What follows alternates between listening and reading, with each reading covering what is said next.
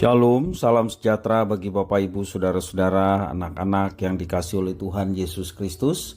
Jumpa kembali bersama saya Pendeta Eka di dalam renungan firman Tuhan pada hari ini, hari Selasa 14 Februari 2023. Sukacita dan damai sejahtera dari Tuhan Yesus kiranya menyertai hidup kita sekalian. Puji nama Tuhan. Sampai pada pembacaan firman Tuhan hari ini, yakni kitab Yeskel pasal 24. Kiranya firman Tuhan memberkati kita sekalian. Baik, sebelum kita akan merenungkan bagian firman Tuhan hari ini, mari kita akan berdoa. Tuhan Allah Bapa di surga, di dalam Yesus Kristus, kami datang kepada Tuhan mengucapkan syukur dan terima kasih atas berkat pemeliharaan Tuhan pada kami semua, kasih setia Tuhan yang nyata kami alami. Terima kasih ya Tuhan, juga atas keselamatan di dalam Yesus Kristus yang Tuhan jaminkan bagi setiap orang yang percaya. Terima kasih ya Tuhan. Dan kami mau terus hidup berpadanan dengan Injil Tuhan, dengan terus mencari kehendak Tuhan. Di dalam firman Tuhan kami boleh menemukannya. Biarlah Tuhan menolong kami untuk kami dapat mengerjakan setiap apa yang dipercayakan Tuhan. Karena itu kami mau terus memperdengarkan hati dan pikiran kami kebenaran firman Tuhan. Tuhan menolong kami bukan saja untuk memahaminya, tetapi dapat menerapkannya dalam hidup kami. Terima kasih Bapa, terpujilah namamu. Demi nama Tuhan Yesus kami berdoa. Haleluya. Amin. Bapak Ibu Saudara-saudara yang kasih Tuhan, saya akan membacakan dalam Yeskel pasal yang ke-24, ayat yang pertama sampai ayat yang ke-14. Demikian firman Tuhan. Pada tahun ke-9 dalam bulan yang ke-10, pada tanggal 10 bulan itu datanglah firman Tuhan kepadaku. Hai anak manusia, tuliskanlah tanggal hari ini. Ya, tanggal hari ini. Pada hari ini juga Raja Babel mulai menyerang Yerusalem. Ucapkanlah suatu perumpamaan kepada kaum pemberontak dan katakan kepada mereka, beginilah firman Tuhan Allah, taruhlah kuali di atas api, taruhlah dan tuanglah juga air ke dalamnya. Taruhlah potongan daging di dalamnya, semua potongan yang baik, paha dan punggungnya. Penuhilah itu dengan tulang-tulang pilihan. Ambillah domba yang terpilih dan susunlah juga kayu di bawahnya. Biarlah masakan itu mendidih dan tulang-tulangnya turut empuk di dalamnya. Oleh sebab itu beginilah firman Tuhan Allah, celakalah kota yang penuh hutang darah, kuali yang berkarat di dalamnya dan karatnya tidak hilang daripadanya. Keluarkan potong demi potong dari dalamnya tanpa memilih-milih, sebab darah yang dicurahkannya masih terdapat di tengah-tengahnya. Ia mencurahkannya di atas bukit batu yang gundul, ia tidak akan mencurahkannya di atas tanah, supaya ditutupinya dengan tanah. Demi amarah yang timbul dan rasa pembalasan yang bangkit, aku akan mencurahkan darahnya sendiri ke atas bukit batu yang gundul, supaya jangan ditutupi. Oleh sebab itu, beginilah firman Tuhan Allah, celakalah kota yang penuh hutang darah, aku juga hendak memperbesar pancakannya. Susunlah banyak kayu, nyalakanlah api, biarlah dagingnya masak betul, buanglah kuahnya dan biarlah tulang-tulangnya hangus. Letakkanlah periuk itu kosong di atas bara api, supaya itu dibakar dan tembaganya menjadi merah, sehingga kotorannya hancur di dalamnya dan karatnya hilang. Aku bersusah payah dengan sia-sia, sebab karatnya yang tebal tidak mau hilang daripadanya biar dalam api. Oleh karena engkau menajiskan dirimu dengan kemesumanmu, dan aku ingin mentahirkan engkau, tetapi engkau tidak menjadi tahir dari kenajisanmu, maka engkau tidak akan ditahirkan lagi sampai aku melampiaskan amarahku atasmu. Aku, Tuhan, yang mengatakannya. Hal itu akan datang dan aku yang akan membuatnya. Aku tidak melalaikannya dan tidak merasa sayang, juga tidak menyesal. Aku akan menghakimi engkau menurut perbuatanmu. Demikianlah firman Tuhan Allah. Bapak, Ibu, saudara-saudara yang dikasihi oleh Tuhan Yesus Kristus, saat penghakiman Tuhan hampir tiba, setiap nubuatan yang disampaikan Yeskel kepada bangsa Israel akan terwujud satu demi satu. Bukan hanya umat Israel menjadi saksinya mengenai nubuatan Tuhan, tetapi Yeskel juga. Untuk mencegah agar bangsa Israel berdalih atas nubuatannya, maka Tuhan Allah memerintahkan Yeskel mencatat tanggal, bulan, dan tahunnya. Tujuannya adalah sebagai kesaksian dan bukti sejarah bahwa penghakiman Tuhan itu terjadi. Sebelum hari penghakiman itu tiba, Tuhan Allah menyuruh Yeskel menyampaikan sebuah perumpamaan tentang kuali di atas api. Kuali menunjukkan kepada kota-kota Israel, sedangkan potongan daging mengacu kepada orang-orang Israel.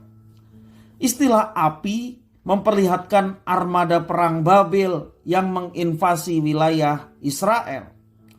Kata tulang-tulang pilihan mencerminkan raja, pejabat negara, tua-tua adat, dan imam-imam kepala. Bapak, Ibu, saudara-saudara yang dikasihi Tuhan, karena dosa bangsa Israel begitu berat dan membuat sakit hati Tuhan, maka hukuman Tuhan dijatuhkan dalam dua bagian. Yang pertama, hukuman untuk penduduk Yerusalem. Kejahatan penduduk Yerusalem seperti karat dalam kuali yang tidak mungkin hilang. Satu-satunya jalan penebusan dosa adalah seluruh penduduknya ditawan dan diangkut ke pembuangan. Dalam perjalanan ke negeri asing, banyak orang yang akan mati dengan mengerikan. Apakah kematian itu disebabkan karena kelaparan, kehausan, atau rasa capek yang luar biasa, dan sebagainya. Dan yang kedua, hukuman untuk kota-kota Yerusalem. Kota kebanggaan Israel akan menjadi timbunan puing-puing. Tidak ada satupun bangunan dibiarkan berdiri kokoh. Semua kota di wilayah Israel akan menjadi kengerian dan kesunyian seperti tempat pembakaran mayat. Bau busuk yang menyengat, itulah yang akan terjadi. Tidak ada kehidupan yang tersisa di sana.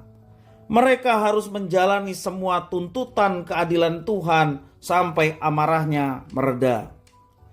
Itulah kengerian yang dialami oleh umat Allah yang bersikeras dan tidak mau bertobat di hadapan Tuhan, mengalami penghukuman Tuhan sebagai tindak keadilan Tuhan.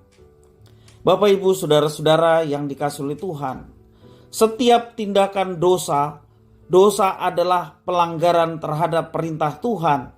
Setiap tindakan dosa memiliki konsekuensinya. Kristus telah menggantikan posisi kita di hadapan Tuhan Allah. Kitalah yang seharusnya menerima konsekuensi terhadap dosa-dosa kita.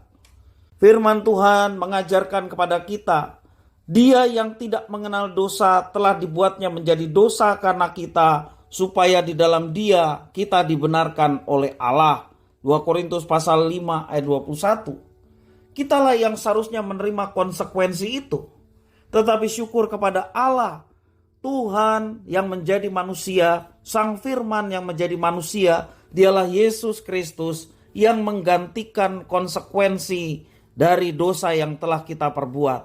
Dikatakan jelas, Dia tidak kenal dosa, tetapi menerima konsekuensi dosa. Kita yang berdosa mendapatkan anugerah pembenaran di hadapan Tuhan oleh karena Yesus Kristus. Di dalam Roma pasal 8 ayat yang kedua memberikan penjelasan.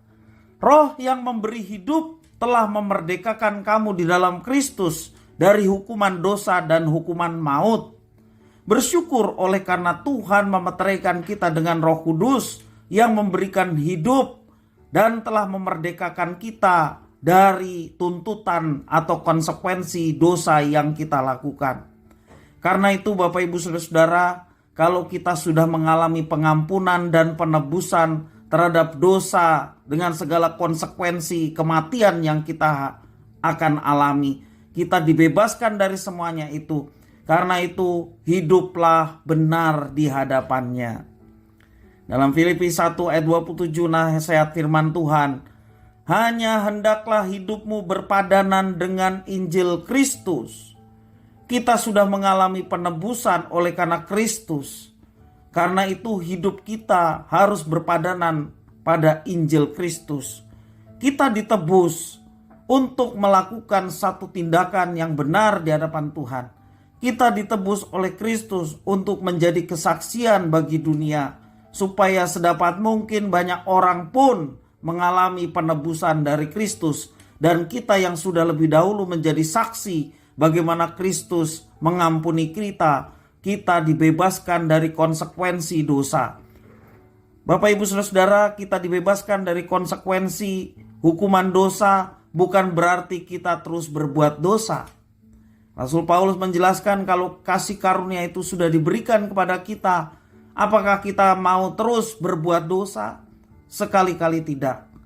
Justru Roh Kudus yang telah memerdekakan kita dari hukuman dosa dan hukuman maut, Roh itu juga yang akan menuntun kita hidup seturut dengan kehendaknya.